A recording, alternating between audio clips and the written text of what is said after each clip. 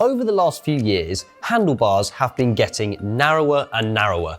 But should you really care? Aero handlebars are all the rage at the moment, coming with a plethora of free speed promises, but are narrow bars really that much faster? And even if they are they remotely controllable to use?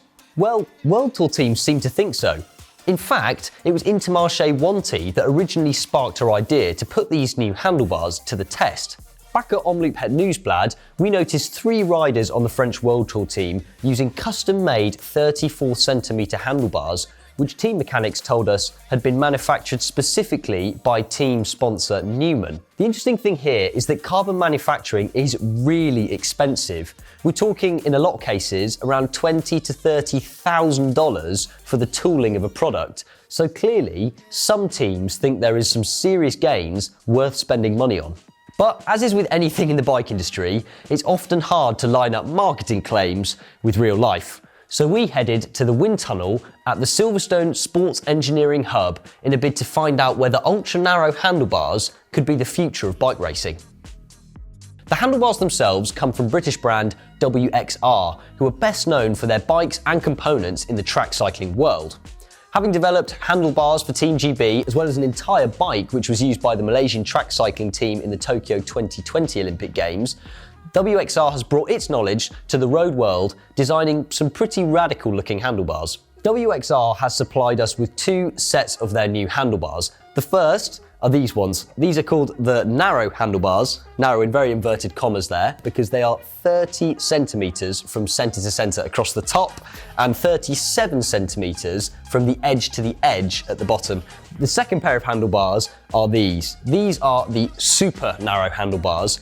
They measure a tiny 24 centimeters from the center to center at the top and 35 centimeters from outside edge to outside edge at the bottom.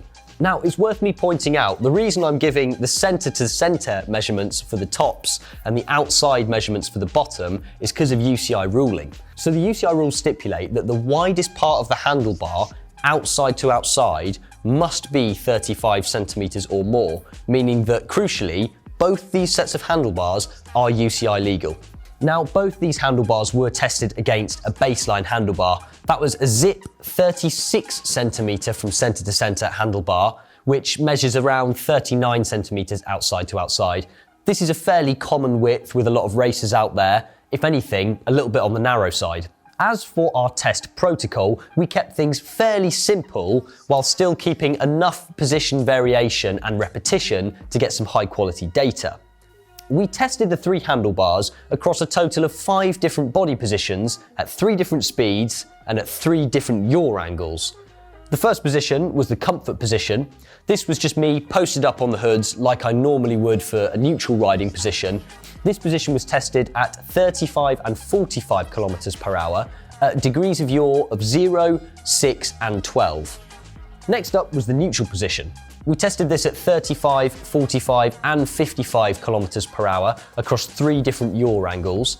And again, this is slightly more aggressive, but still a very comfortable riding position. I'd say this is the position I would normally adopt if I was in a race, but the race was off. For our final 3 positions, we tested just the faster speeds of 45 and 55 kilometers per hour. This was due to time restrictions. We had to choose 2 speeds that made the most sense. So we went for the faster speeds for the more aggressive riding positions. Drop those elbows down to 90 degrees and you'll find our aggressive position. Commonly used by riders in the breakaway, this position requires a little bit more training to hold for long periods of time. Keeping your head in exactly the same place, but changing the hand position to the drops, and that brings us to our aggressive drops position. This is great for a little bit more control, potentially what you'd see when the race was getting a little bit argy-bargy, sprints for example. Last but not least is the super aggressive position. Now, this more than anything was a bit of an experiment. The position really comes from the track cycling world, and it's really pretty uncomfortable. It consists of me having my elbows as low as I can possibly get them whilst in the drops, and for short periods of time it's okay, and it's pretty quick, but not very comfortable. As is the case with any wind tunnel testing, there was a vast amount of data to sift through. But luckily, we had wind tunnel engineer Mike 12s on our side, so I caught up with him after our testing to make sense of the numbers.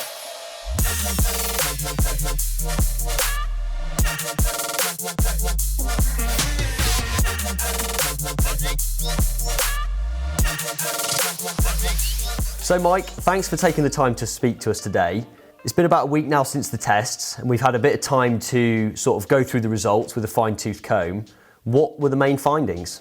Well, I think the first one for me was when we went in the comfort position, which is the most upright position, and we just swapped the bars over, we've got a 17 watt gain.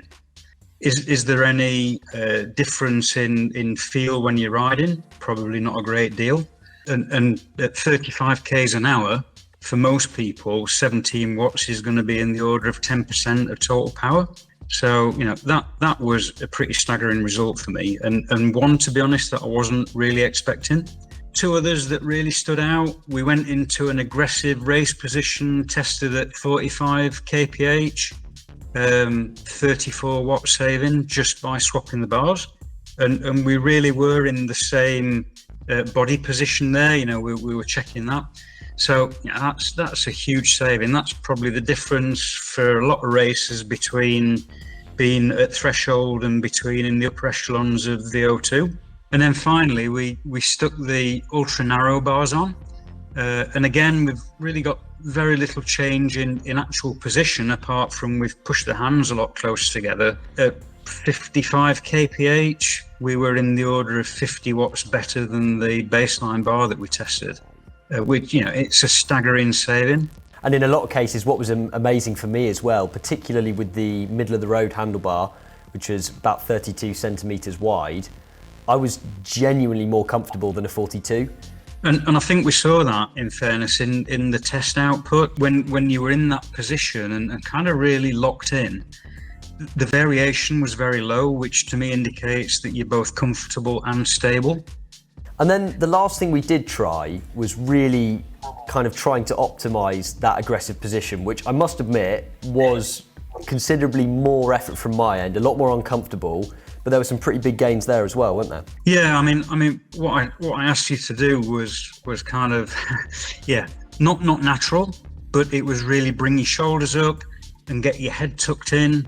I think off the top of my head, 65 watts better than the baseline bar. And the thing is, well, you know, like you've said, it's not an easy position to hold, but it's something that can get better with training. Wow.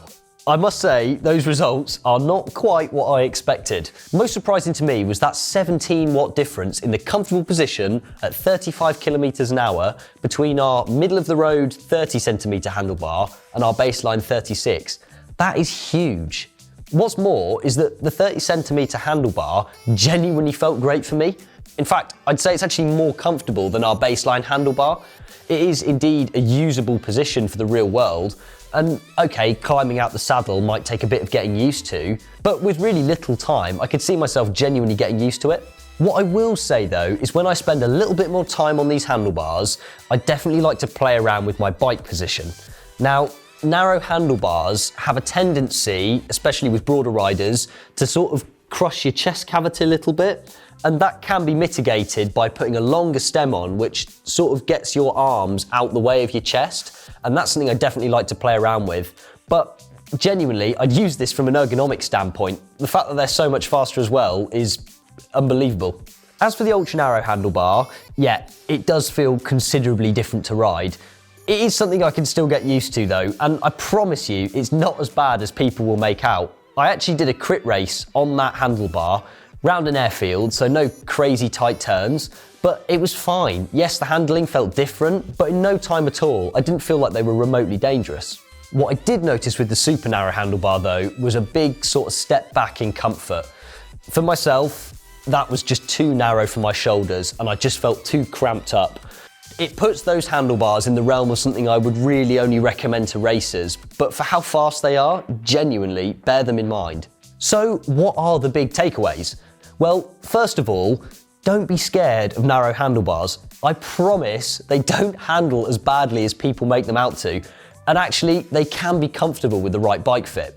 Secondly, there are some serious gains to be found in handlebar width. When you consider you might spend £2,000 or even £3,000 on a brand new set of carbon wheels that are maybe 10 watts faster at best than your current carbon pair, then £200 or £300 on a really high level handlebar and training your position a little bit seems like an absolute steal. And lastly, back to our original question, are they really the future? Well, some of you might not like this, but I genuinely think they will be, at least for racers. Certainly, the fit won't be for everybody, but in light of the UCI clamping down on tilted-in hood positions, alongside aero gains just becoming harder to find in general, I think that in the next 12 months, you will see a lot more riders pushing the limits with ultra-narrow, flared handlebars. Watch this space.